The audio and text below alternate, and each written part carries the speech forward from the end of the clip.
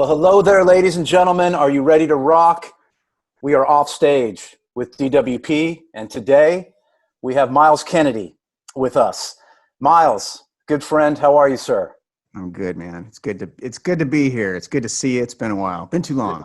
It's good to see your face. Myles Kennedy of Alter Bridge, Myles Kennedy of Slash, and Myles Kennedy and the Conspirators, Myles Kennedy, the solo artist, Myles Kennedy of Mayfield 4. Oh yeah. Which I do want to, that's where I first was introduced to you. You were opening for Fuel at Yeah. Irving Plaza. Yeah. And our good friend, our mutual friend, Leah Simon, Yeah. said, you got to go check this band out. And by then I had heard Don't Walk Away. And that convinced it for me. And then I remember Brett of Fuel, before you went on stage, walked on stage to introduce you, and he kissed the stage. I don't know if you remember that or if that was his thing. I got to brush your teeth after that one. Right. And the last thing I want to say before, I'm hogging right here is, dude, besides maybe Corey Taylor, maybe you have been on DWP's festival stages more than anybody we have. I mean, you are such family to us, whether it is with Alter Bridge or it is with Slash. I mean, you must look at our itinerary every year and go, oh, shit, Jesus, another DWP event? Absolutely not. I look at it.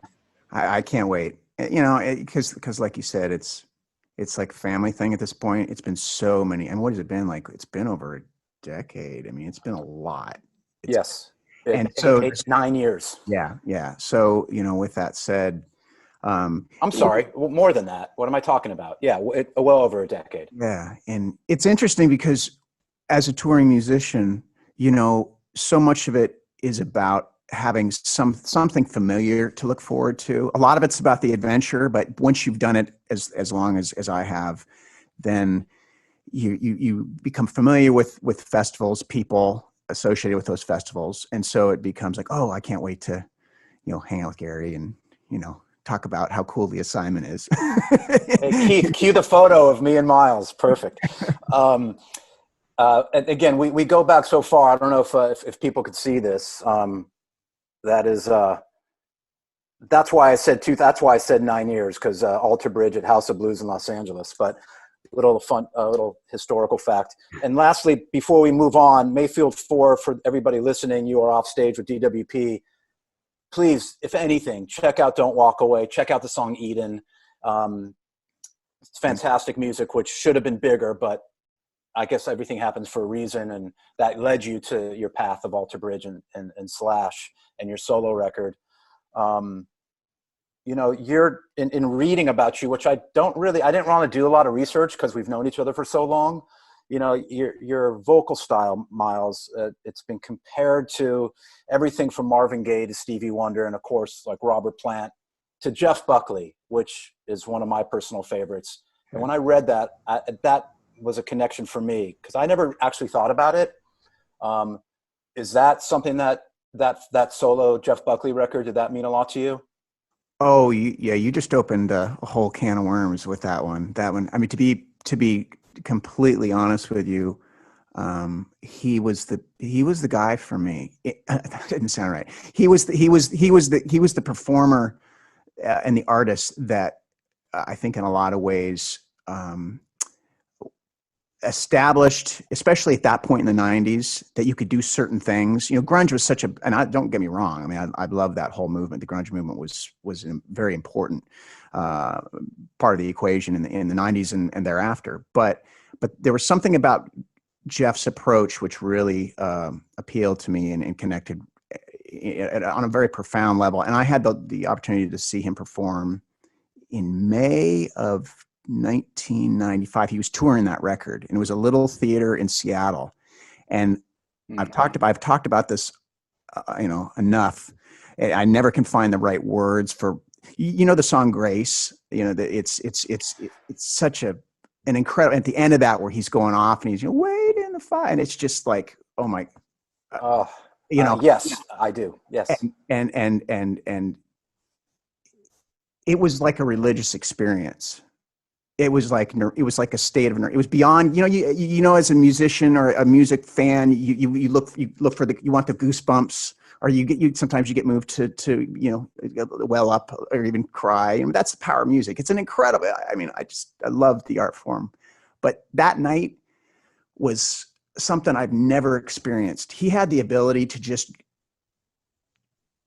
I don't know. I can't even find the right words for it. It was an amazing moment, and I'm very grateful I got to experience it. And that kind of, in a way, is what inspired me to go on and become a recording artist, was seeing him. That makes so much sense to me. You're not alone.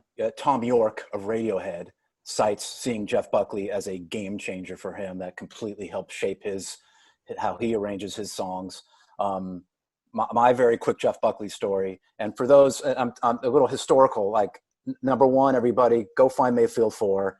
Number two, go find Jeff Buckley's solo, which is on Columbia Records. Last Goodbye, his version of Hallelujah. You mentioned Grace, but the song that really grabbed me was the song So Real. Oh yeah. Yeah. And my story was, I was visiting radio stations in Cleveland, Ohio, and my mom and dad are from Cleveland. And I had never been, it was Shaker Heights. And I had some time, and I found my mom's address, and Jeff Buckley was on the alternative radio station doing an interview and singing a solo performance of So Real. And I pulled up to my mom's house, sorry, goosebumps. And that song was playing. And that guy means so much to me. And he's not cited enough, unless you're a real singer like you are. People will cite Jeff Buckley. He was the real deal. I mean, it's interesting. That song is interesting. It's really fascinating that you're bringing that track up right now, because for some reason, I thought about that track about 2 days ago, because I'm actually writing another solo record right now, and as a writer, you think about how the record's going to flow, and so you think, well, what is the song that needs to fit the slot? And he actually said something interesting about that track in particular, that's once that track was written, he knew that Grace was ready to go. That was that was the track that, like, okay, now I've got all the pieces in place. The record is ready. And yeah, that's a great tune. All right, everybody, you have assignments after this, some great music to listen to. I mean, we're all kind of currently held up in our homes during this quarantine, and what a great time to discover music. I have personally delved into a lot of things, including Jeff Buckley, including Mayfield 4. And then now that we're going down memory lane, what reminded me of 2001 is there were two movies in 2001 that kind of got hit by 9/11. One was Zoolander, which came out, and the other was a movie Rockstar, which we adored. And for those listening to Offstage with DWP, we have Myles Kennedy. Myles was in Rockstar. Myles sang in Rockstar. Did you pick the name Thor?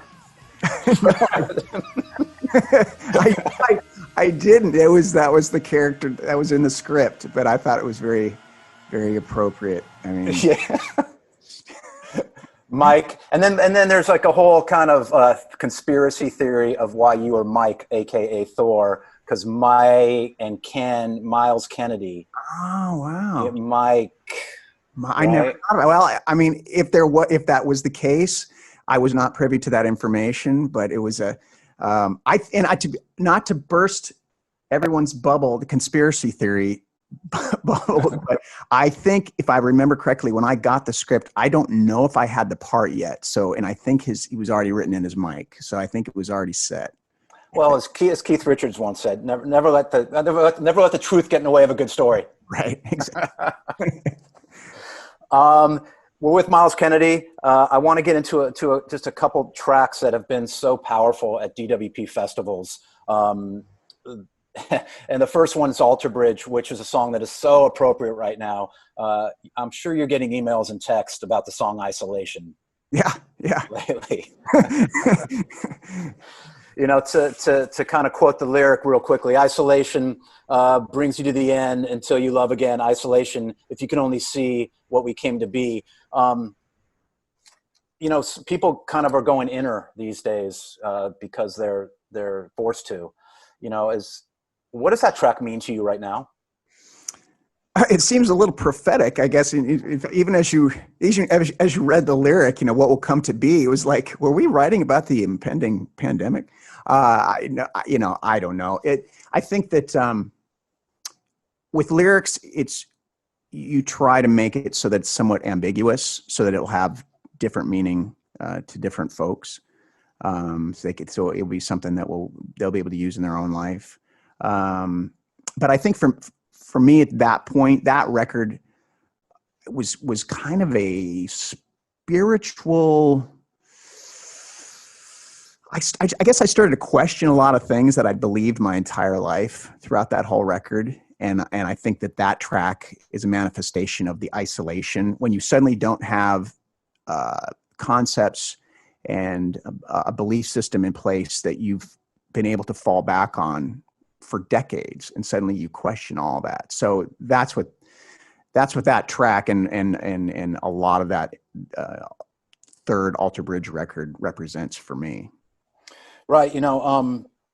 With that song in particular, it's forcing people to kind of go there again, to think about it. And I think it was kind of your lyrics to me, and correct me if I'm wrong, and it's a two-part question. You kind of, your general theme, and this is a fan's opinion, is you talk a lot about getting out of the darkness and finding the light. And it doesn't have to be religious. It's just, if you're isolated, break out. Right. I'd love you to talk about that. And then lyrically, do you take a different approach when you are writing for Alter Bridge, or you are writing for Slash, or you are writing your solo record, or is it a general theme that you like to express? Yeah, that's a good question. I try to from a lyrical standpoint, always incorporate a thread of hope. Maybe not from track to track, but within the context of the record. And I think that there is a lot of, I do struggle with, like so many artists, we're all moody weirdos, and so you tend to kind of have your dark places, and I've always dealt with that, and it's amazing to be able to have an outlet to deal with it. So music has been my go-to. A lot of people have whatever it is they get, as John Lennon said, whatever gets you through the night. And for me, it's music, and it's having the opportunity to write and express that. And what makes me so happy is that through that, then other people can hear it and utilize it in their own life. And hopefully it brings them some sort of solace, or they can just use it to get up in the morning. I don't know, but it's pretty heavy in that respect. So yeah, I think that having that element of hope is pretty paramount to me lyrically. Yeah, no, you go to dark places in your lyrics, and then whether it's a bridge or a chorus, you're like, but there's hope. Yeah, exactly. I'll fuck with you for a little bit. Exactly. And then well, you draw them in. I mean, it's like that's the interesting thing is we as humans, we're attracted to things that are mysterious and dark, right? I mean, there's just something about that. So if you start something out and it's all, puppy dogs and flowers, and that's not going to grab my attention. So if you set it up to where, like, where's this going? This is mysterious, and this is dark, and this is kind of twisted, or whatever it is. But then as you tell the story, then you can kind of have the pinnacle be a little more optimistic. Do you take a different approach when you're, walking from the bus or a backstage room to the stage, if it's a Slash show, or if it's an Alter Bridge show, or if it's a solo show? Is your mindset different for each, or are you? Oh yeah. And how so? Yeah, I mean, well, going back to the question about songwriting, so with Slash, lyrically, it is different. I feel like the narrative has to coincide with what's going on musically, and I feel like a lot of the music with Slash and the Conspirators is more blues based. I don't know if going down the same avenue that I would utilize with Alter Bridge would be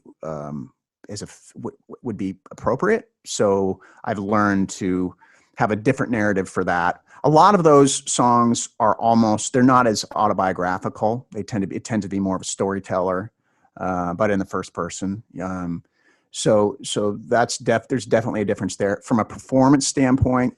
Oh yeah, it's night and day. Because with Slash, I mean, that was something that we talked about early on, was having, being more of a front man. And look, I'll be totally honest with you, because you saw me from 20 some odd years ago. I started off with having a guitar, and so that's probably where I'll always be most comfortable, because I've always thought of myself as a songwriter first, guitar player second, and then singer. Strangely enough, I started singing just to convey the songs that I was hearing in my head. So with Slash and the Conspirators, it's when I'm walking to the stage, I'm definitely putting on a different hat than I would with Alter Bridge, for sure. Yeah, as we've seen Slash and Myles Kennedy, and we've seen Alter Bridge, and so many people watching off stage right now you are more of a front man with Slash, and I hadn't thought about it that way. And maybe because sometimes you're sans guitar, because there's a guitar assault right behind you, right? And that puts you in front. That reminds me of that incredible Academy Award-winning doc, 20 Feet from Stardom. You know that, if you've watched it? Yeah. Bruce Springsteen said that 20 feet is monumental. How different that is when you're naked. Right. And, I guess you got to kind of shake your booty a little more or something. Yeah. It's a totally different mindset. And to be honest with you, I'll be straight up with you. I even even on the very first Alter Bridge record, I was sans guitar for most of it. The first video we ever did, which was the first real video that I ever had the opportunity to be a part of, I can't watch it because you can tell I had no idea what to do with my hands. And so, and then fast forward to the first Slash run, where I was still trying to figure out, in particular, what to do with these things, jazz hands. And it was actually, I can't watch. And sometimes, when you're doing your Instagram now, they'll have a thing where things will pop up pertaining to you. And occasionally a video will come up from a performance or something from that period where I was still trying to find who I was as a performer, sans guitar. And I'm not going to lie, I can't watch it. It's hard for me to watch. So it's something I've had to work on and develop as time has gone on to be comfortable with it, All right, everybody. Mayfield 4, Jeff Buckley, first Alter Bridge video. That's I also feel like when you're on with Slash, it's such sacred ground. It kind of started with Starlight, I think was 2010, which led to you being his singer and his co-songwriter. It also led to you, playing with GNR at the Rock and Roll Hall of Fame. I think without, I don't have the year here, but that must have felt like sacred ground too. Yeah. Yeah, definitely. And, it's to the point where were you able to enjoy that? That was such a unique set of circumstances. I really did. I think deep down inside, I thought that at one point that Axl would actually show up. I didn't even, when I got there the day before, whatever it was, I thought, well, I'm here, but I could see, maybe things will turn out differently once the performance actually starts. And I'll never forget standing behind the curtain, and they were accepting their award and talking. And then I just heard applause, and I started to see them all head towards to go grab their instruments. And I looked one more time at the backstage entrance, and I was like, I think I'm actually this is gonna happen. I guess I should go out there. It was heavy. And yeah, I don't remember a lot of it because there was a lot of gravity with the situation, and I just I didn't want to let those guys down, to be honest with you. I didn't want to let the fans down, because they wanted to hear those songs. So I just did the best I could. The moment I remember more than anything, it's a moment. Sometimes it's pretty heavy, actually. Like, I looked out in about 2 tables back. my wife knew the pressure and the weight of it for me. I bet. And I remember seeing her sitting at the table, and we were playing Paradise City. It was kind of like home stretch. We're almost done. And I just remember seeing her face like, you made it. It's okay. You got this, baby. That was heavy. Not like I'll remember that on my deathbed. Like that moment, seeing her like, you made it. It's all right. That's outstanding. A couple more questions. We're off stage with DWP. This is Myles Kennedy. The song that Danny Wimmer and I always kind of find ourselves to have the bromance moment between us two happens to be a Slash and Myles song, which is Bent to Fly. And one year I couldn't find him because we usually kind of just promenade down the T, down the barricade and watch that song. One time I couldn't find him. I decided, and I made the horrible attempt to go stage left during the song. And for those who don't know, if you go on stage during any Slash performance, nobody is allowed on his side of the stage. And I was kicked off. And I texted you, and I'm like, amazing performance. By the way, I was kicked off your stage. And you're like, man, next time just come stage right. Right? Bad about that. Is there what it's kind of Myles Kennedy, you're on the spot. What song grabs you the most during a Slash performance? That's one of them. I really like that one too. I was really happy with how that one turned out. I like Anastasia.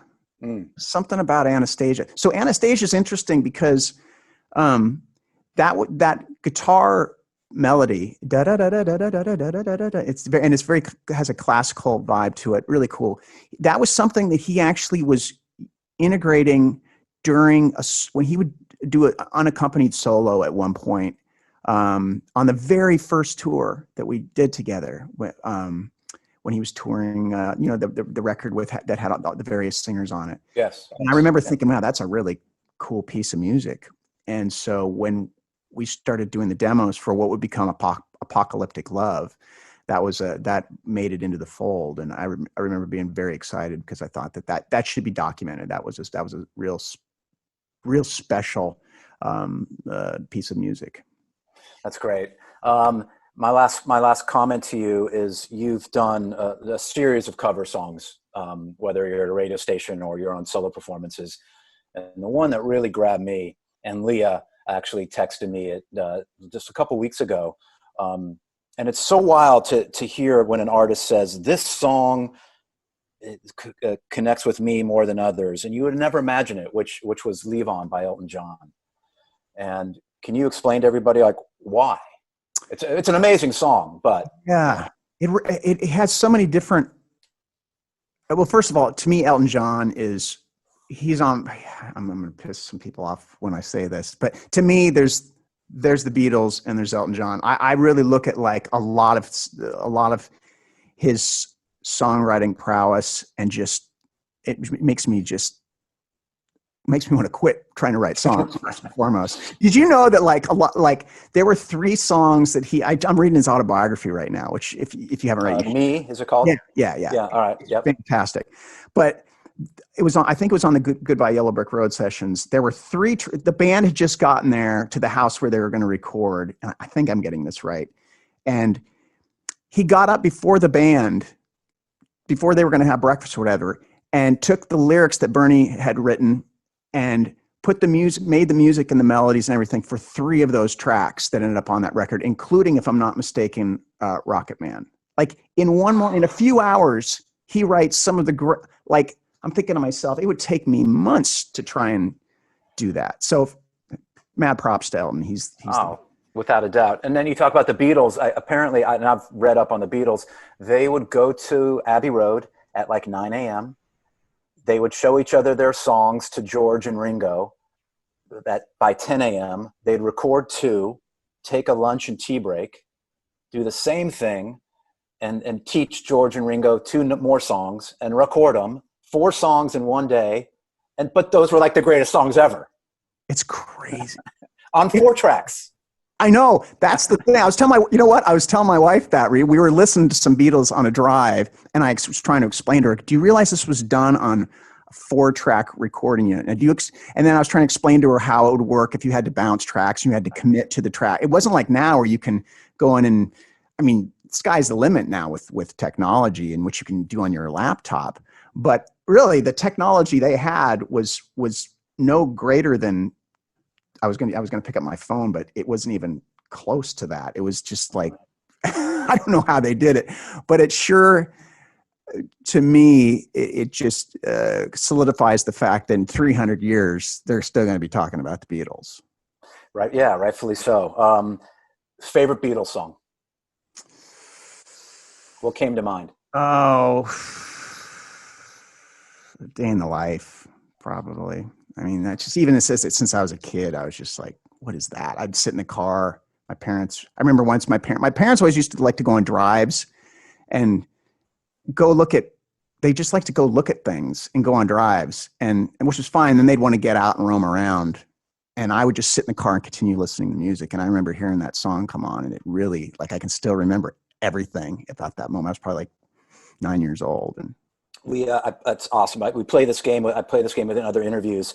If an alien came down and met you, and you had 4 minutes to show them one Beatles song that describes the Beatles before he got on his spaceship, what song would you show him? Oh, geez, that's what would you pick? Well, I would. A Day in the Life comes up because it kind of has everything, right? It has John's like intensity and Paul's whimsical in the bridge and the big epic ending. That one, or We Can Work It Out. Oh yeah, that's a good one. That also has Paul, and then it's got that dark John, bridge. Right. Kind of that. It may not be my favorite Beatles song, but it kind of shows them what they are. Okay, here's a question for you. Because this is I hate this question, but I got to ask it. You probably know where I'm going with this. John or Paul?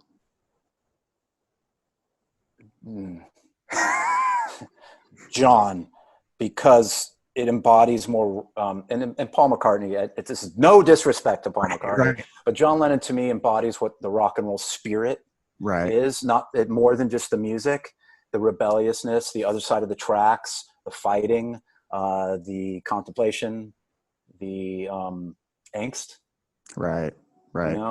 Definitely more punk rock between, And you talk about, the 4-track of the Beatles and how everything, especially with pop music, can be manipulated on the phone and on a laptop. And I've gotten in good conversations with your peers that part of rock and roll is the fuck ups. It is the mistakes. It is the spacing. Like a great Pink Floyd song has great spacing. And in pop music, there's no spacing. So I so appreciate, I think you're like a true, student of rock and roll. I try to be. I mean, I don't like I alluded to earlier. I hold music in I put it on such a pedestal as an art form, and maybe I'm a little biased because I'm a musician, but it's the universal language. I mean, you can play all over the world and see how it affects people, even if they don't speak the same language. And there are just so many things. So yeah, I try to be. I've always tried to learn, and I feel like being a student is very important. What was the first rock concert you ever went to? The very first rock concert I ever went to was actually it was the first one that came to town when my parents would finally let me go to a show. It was Sammy Hagar, the VOA tour, like in 1985. I Can't Drive 55, and he was great. I mean, he's such a front man. And I actually did something a few years ago with the Kings of Chaos, and he was involved. And I got to tell him, like, you were the very first concert I ever saw, and it was so great. Is that like Spokane Arena or something? Yeah, the Boone Street Ballroom before they tore it down. And we got there bright and early. I think it was like January 12th, 1985. I don't know why I remember that date. Of course, I remember that day. It's my first show, but it was great. And Zebra opened. Do you remember Zebra? Of course, the Zeppelin, like Long Island. Yeah. I maybe a little influence of Zebra from Myles Kennedy. That's actually a fair assessment. Yeah. First rock album you ever bought? Queen, News of the World. It's a good one. Yeah. Did that make you go back to Queen's earlier from there? Was that your launching point? No, I mean, for me, it was, I just remember hearing the music and being so blown away. I was like, wow, I would love to be able to play that whenever I wanted to. And then I was getting an allowance of, get $1 a week. This was a long time ago. Right. And so you probably worked for that $1 too, right? You probably I had chores. We did have chores. What's happened to chores, everybody? Oh, they're so important. I actually went, long story short, when I earned money for my very first guitar, it was through cleaning horse manure. It was horse manure. It was cleaning stalls. Hold up. You were cleaning horse shit for $1 a week? Well, but by that point I was a little older. So I was 14 or 15. So I got $1 per stall, which was, I mean, that's child labor. So there should be a law against that, I'm sure. All right. Righteous bucks. Yeah. Man, that's illegal, but I'm glad you survived it and probably became stronger for it. Right? I did. Man, hey, we're off stage with DWP with Myles Kennedy, frontman for Alter Bridge and Slash and Myles Kennedy, and lastly, you had one solo record, Year of the Tiger, 2018.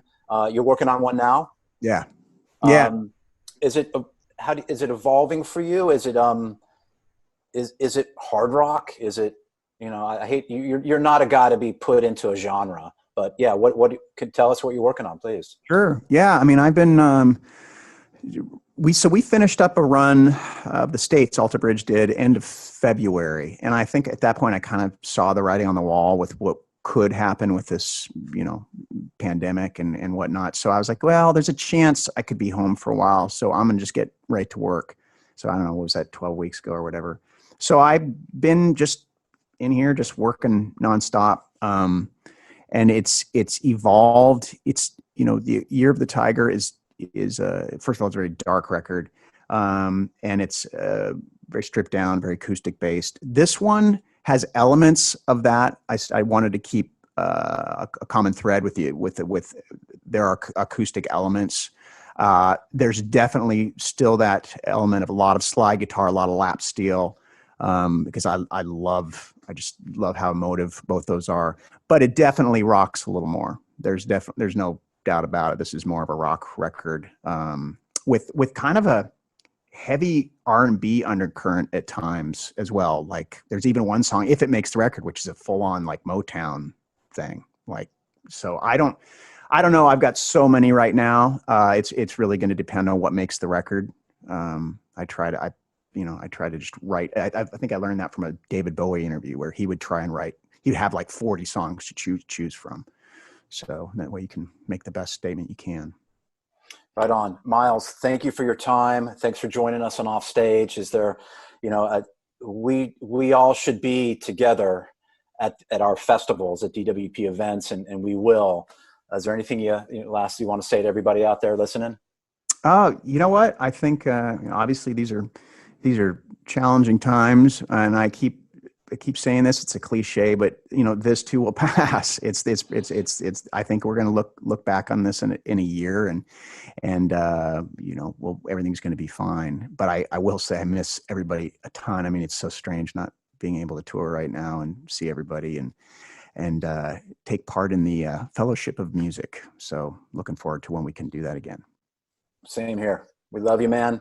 You brother. Say hi to your brothers in Alter Bridge, please, Mark and everybody. And we'll see you on the road. Thanks for joining us at Off Stage. Peace out. Right on, brother. Thank you.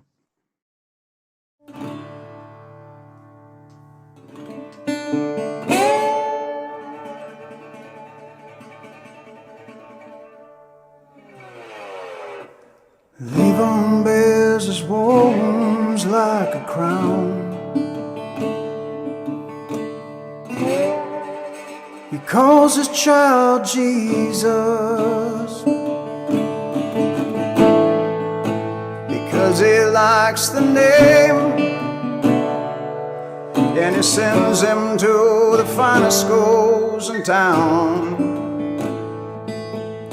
And Levon likes his money. makes a lot, they say. He spends his days counting in a garage by the motorway. He was born a pauper to a pawn on a Christmas day, when the New York Times said God is dead and the war's begun. I'm tossing had a son today,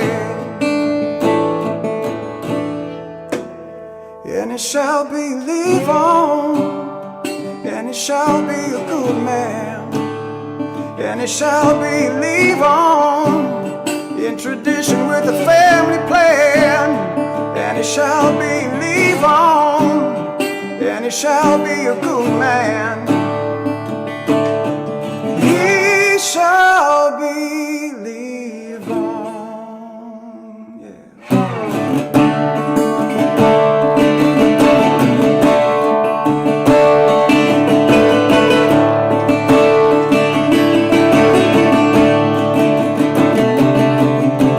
Levon sells cartoon balloons in town.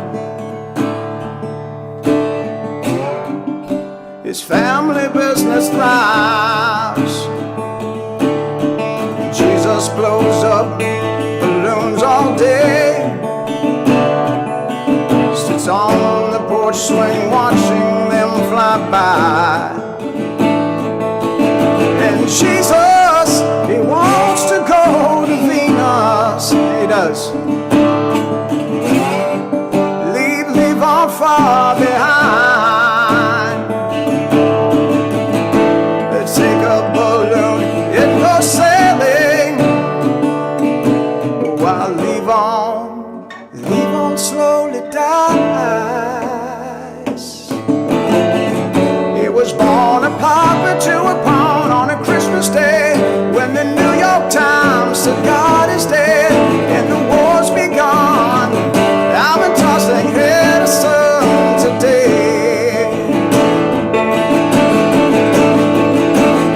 And it shall be Levon, and it shall be a good man, and it shall be Levon, in tradition with the family plan, and it shall be Levon, and it shall